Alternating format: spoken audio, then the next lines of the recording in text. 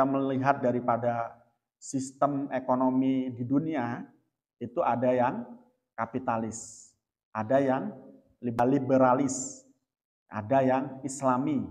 Di Indonesia itu ada ekonomi Pancasila atau ekonomi kerakyatan.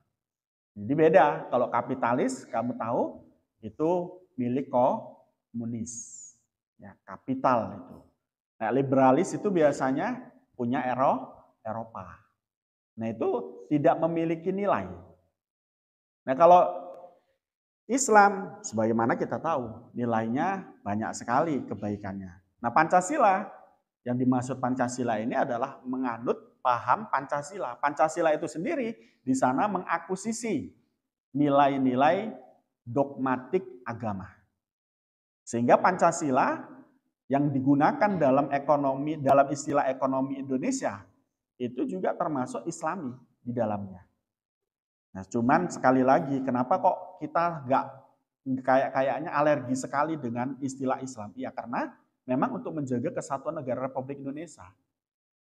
Negara Indonesia sebagaimana Anda tahu, ini diperjuangkan atas tumpah darah bukan hanya orang Muslim saja, tetapi berbagai agama. Setidaknya 6 atau 5 agama yang kemudian menyongkong dan memperjuangkan negara Republik Indonesia ini sebelum negara Indonesia merdeka.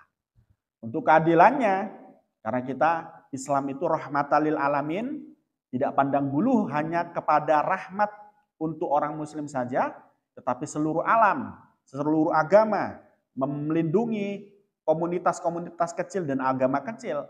Maka founding father kita, pendiri bangsa kita itu memilih jalan yang paling tepat. Negara kita adalah negara Pancasila, negara Republik Indonesia yang menganut Pancasila. Maka sistem daripada hal-hal yang berkait tentang kenegaraan, sistemnya adalah Pancasila. Ekonomi Pancasila. Tapi Anda jangan khawatir, tadi saya katakan. Sila pertama mengatakan ketuhanan yang Maha Esa, yang artinya apa? Setiap manusia di Indonesia itu wajib menjalankan agamanya masing-masing.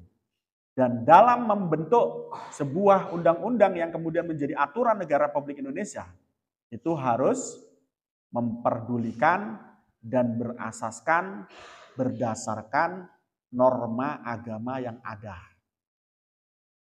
Hal yang tidak mungkin manakala kita akan menolak nilai-nilai Islam di dalam undang-undang kita, sementara legislatif kita, yakni DPR kita kebanyakan adalah Muslim. Hal yang tidak mungkin manakala kita menjalankan hukum tauhid.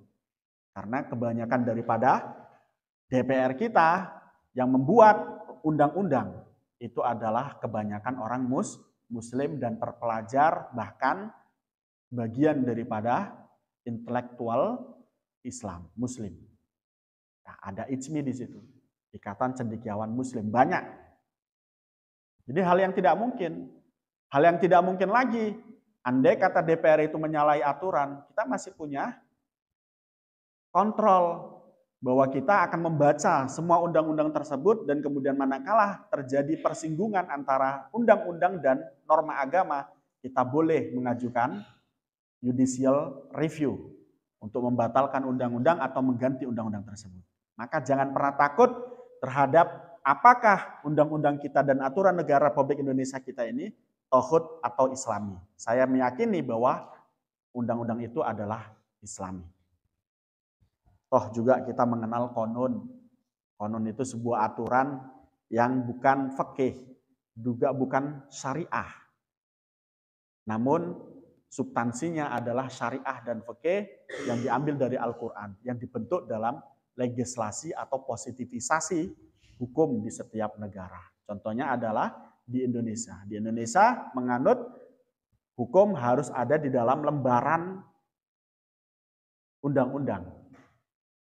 Ya, harus dicatatkan di dalam lembaran undang-undang. Sistem yang dianut adalah civil law system. Maka legislasi adalah hal yang wajib. Nilai-nilai Islam akan bisa diterapkan dalam negara Republik Indonesia ini manakala sudah dilegislasi. Jadi jangan takut. Nah, sekali lagi Ekonomi Pancasila merupakan ekonomi yang berdasarkan asas Islami.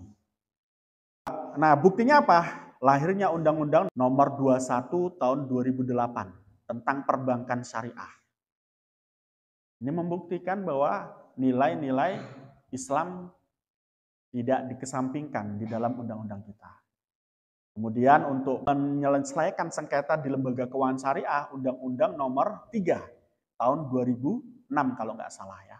Nanti dicek, yakni berkait tentang wilayah kekuasaan PA, Pengadilan Agama. Tidak cukup dengan itu, nanti di dalam ekonomi syariah itu ada kompilasi hukum ekonomi syariah.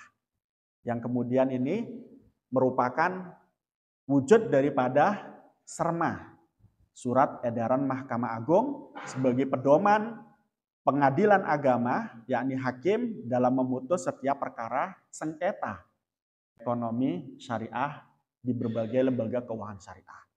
Jadi Anda nggak usah khawatir. Nah ini yang kemudian kita harus lihat adalah hikmah di balik itu semua. Negara Islam dengan nilai-nilai Islam tanpa menggunakan Islam tetap menikmati Islamnya sendiri. Itu adalah negara Indonesia. Makanya harus bersyukur. Nah syukurnya apa? Dengan mulut saja tidak. Jaga negara ini dengan baik. Jaga negara ini dengan baik. Bagaimana kamu menjaga negara ini dengan baik? Salah satunya adalah kamu harus pintar. Kamu harus sadar bahwa negara ini membutuhkan kamu. Jangan katakan negara ini nggak butuh kamu. Negara ini butuh kamu. Kalau kamu merasa dibutuhkan, sayangi negara ini. Dengan upaya kamu, dengan kemampuan kamu. Yang bisa bertani dengan baik. Yang bisa jadi guru yang baik. Yang punya pesantren, jadikan pesantren itu sebagai modal untuk menanamkan kecintaan terhadap negara, kecintaan terhadap masyarakat, kecintaan terhadap agamanya. Itu yang harus ada. Jadi berjuang bareng-bareng. Jangan katakan kita sudah tidak lagi butuh perjuangan dalam mempertahankan kemerdekaan. Jangan. Masih butuh kawan-kawan. Makanya yuklah, pintar-pintar. Harus rajin belajar itu. Nek kamu merasa dibutuhkan oleh negara ini. Tapi kalau seandainya kamu nggak pernah merasa dirimu dibutuhkan oleh negara ini, urepmu, belajarmu pasti santuy banget. Dulu saya waktu kecil, waktu masih sekolah atau masih les di EEC, itu Mr. Arif itu selalu menanamkan kepada kami. Mr. Arif itu saya katakan banyak di tempat les beliau ini, di EEC ini, menerima murid-murid atau siswa untuk les dengan gratis, tak bayar sama sekali. Nah ini beliau sering mengatakan, dan ditanamkan di dalam jiwa kami itu adalah pertanyakan pada dirimu, apa yang telah kamu berikan kepada negara? Jangan kamu mempertanyakan apa yang diberikan oleh negara kepadamu. Nah ini kalimat yang menurut hemat saya menggugah kami untuk kemudian berjuang, selalu berjuang meskipun apa yang kami mampu dengan cara kami untuk kemudian membentuk negara Republik Indonesia dan mengisi negara Republik Indonesia ini. Jangan pernah kita mengemis kepada negara, tapi kita harus memberi kepada negara. Ini intinya itu. Lalu apa yang kemudian kita harus berikan kepada negara? Tentunya adalah apa yang kita mampu. Dan kita harus maksimalkan apa yang kita mampu. Dengan demikian ya semangat belajar ini. Nanti kalau kamu sudah belajar, kamu isi negara ini. Ada yang jadi DPR, ada yang jadi gubernur, ada yang jadi kepala desa dan lain sebagainya.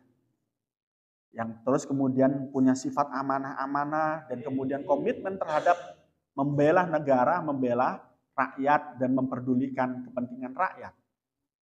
Itu yang nanti akan menjadi kontribusi kita semua di dalam negara dan mengisi kemerdekaan.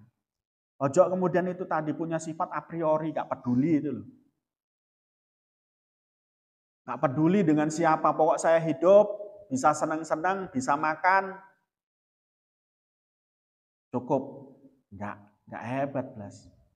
Islam mengajarkan kepada kita khairun nas anfa'uhum linnas. bahwa sebaik-baik manusia itu yang bermanfaat. Orang yang tidak bermanfaat itu wujuduhum ka'adamuhum. Keberadaan mereka seperti tidak adanya. Mending mati aja gitu. Bahkan kadang-kadang keberadaan mereka justru kemudian menjadi sampah masyarakat. Jadi santri juga begitu. Ojo sampai jadi sampai santri. Jadilah apa? Penerang bagi santri-santri yang lain. Kalau ingin jadi penerang bagi santri-santri yang lain, berarti harus punya komitmen akhlak yang bagus dan komitmen kecerdasan yang tinggi dan keuletan dalam belajar. Insya Allah jadi uswah atau jadi lampunya santri.